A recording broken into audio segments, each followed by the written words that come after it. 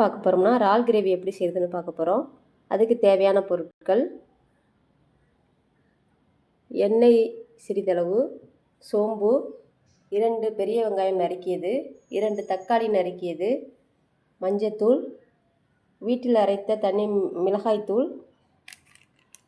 மிளகாய்த்தூள், மல்லித்தூள், காஷ்மீரி தூள். அரைப்பதற்கு தேவையான மசாலா அரைப்பதற்கு தேங்காய், 10 பூண்டு, 10 மிளகு, கருவேப்பிலை, மிளகாய். இப்போ எப்படி செய்யறதுன்னு பார்த்துக்கலாம். கடாய் பற்ற வச்சுக்கலாம். கடாய் சூடாக எண்ணெய் ஊற்றிக்கலாம்.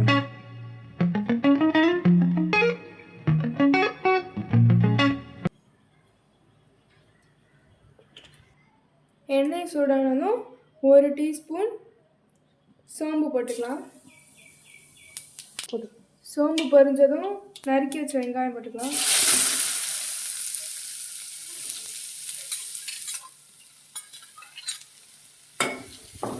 நல்லா வெங்காயம் வதங்கணும். வெங்காயம் நல்லா வதங்கிறதுக்காக ஒரு நைஸ் உப்பு வந்துட்டு ஒரு 1/2 டீஸ்பூன் போட்டுக்கலாம். நல்லா மிக்ஸ் பண்ணி வச்சுக்கலாம்.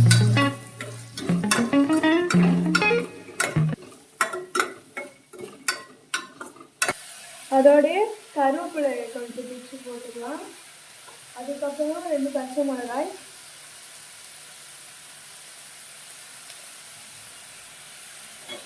நல்லா வதக்கிக்கலாம். அடி பிடிக்காம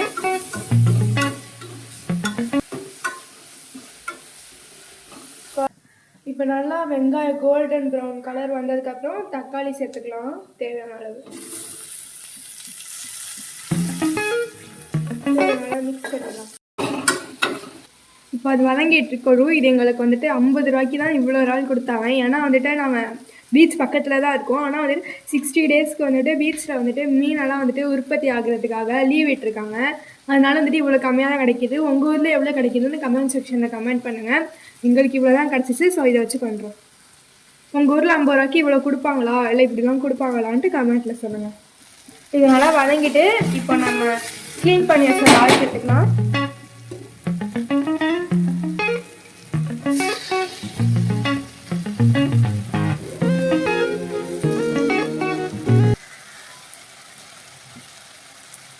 இறால் சேர்த்து சும்மா லைட்டாக மிக்ஸ் பண்ணி வச்சுக்கலாம். இப்போ தேவையான அளவு மஞ்சள்.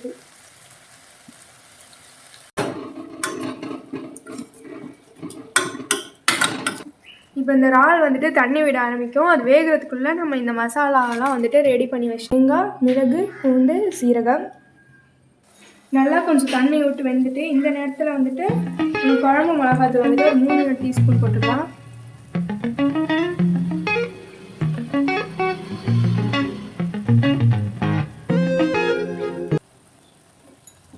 அடுத்து தனி மிளகாய் தூள், அது நம்ம கொஞ்சம் நிறையாவே சேர்த்துக்கலாம்.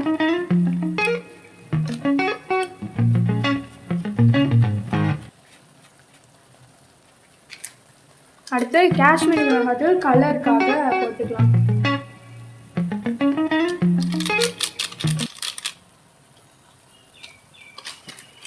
மல்லித்தூள் சிறிதளவு. அதெல்லாம் நல்லா வதக்கிட்டு அதுக்கப்புறம் தண்ணி சேர்த்துக்கலாம்.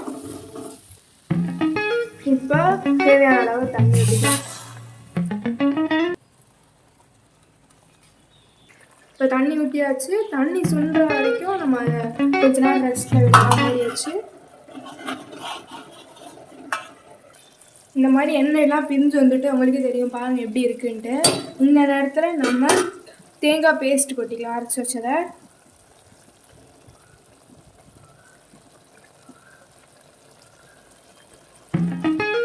கொட்டிட்டு மிக்ஸ் பண்ணிக்கலாம்.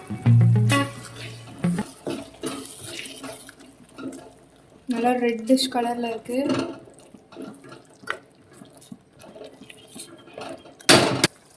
ஏற்கனவே நம்ம தேவையான அளவு உப்பு சேர்த்துக்கணும். அது வந்துட்டு இறாலுக்குள்ளே போய் சேர்கிறதுக்காக இப்போ இன்னும் கொஞ்சம் உப்பு சேர்த்துக்கலாம். கொஞ்சம் லைட்டாக அப்படியே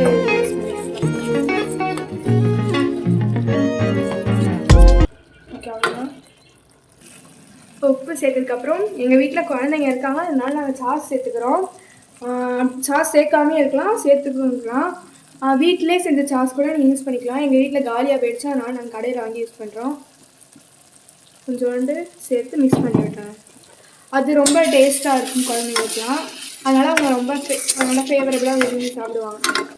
மோஸ்ட்லி கடையில் சாப்பிட்றதுக்கு தான் எல்லா சின்ன குழந்தைங்களும் விரும்புவாங்க. இதை நீங்கள் சேர்த்திங்கன்னா வீட்டிலே சாப்பிட்ருவாங்க, ஏன்னா அவ்வளோ டேஸ்ட்டாக இருக்கும்.